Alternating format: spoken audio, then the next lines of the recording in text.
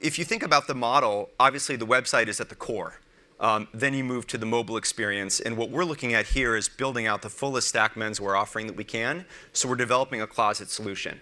And then leveraging the power of data to understand over time, how do we make it easier and easier for guys to shop? So one of our observations was that most men grow up shopping with their moms as boys, and they hate it, right? It's like taking them away in their free time from something more fun.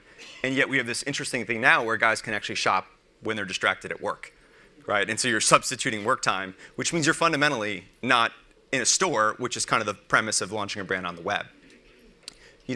That said, here we are with stores, which is weird, because in the first 5 years of Bonobos, I would have said it's all about the internet.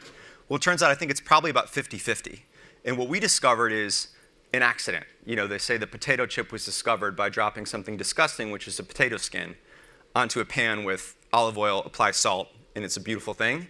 This was a happy accident as well. We put 2 fitting rooms in the lobby of our headquarters, and we discovered guys would come in, try on product, and then buy product that wasn't there.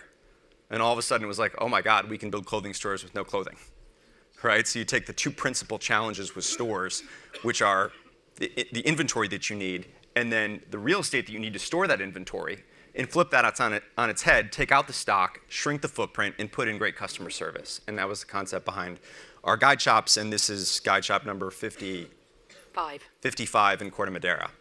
And then it's culture, right? So as we think about the ingredients in our brand, it's great product, it's great service, which is underpinned by a bunch of things: the Ninja's customer service team, the guide shops, and then the data layer that we're building through technology. And then the third piece is culture. And I think, as you all know, building a great team is hard. At some point, we decided that the endeavor was to have the most excited and engaged team we could have, because we needed that to have that direct connection. When you're building a brand that's going direct, unless your employees are experiencing joy, there's certainly not going to be joy in the product, but there's also not going to be joy in the interactions with the customer. And so at some point, we launched Camp Bonobos probably about 8 years ago, which is our annual gathering. And we'll talk a little bit about Walmart later. My concern when we did the acquisition was, would we have challenges with the culture in the aftermath of the acquisition? And I didn't decide that we were OK until last September, about 100 days after the deal was signed, and we were at Camp Bonobos, and it was still really, really fun.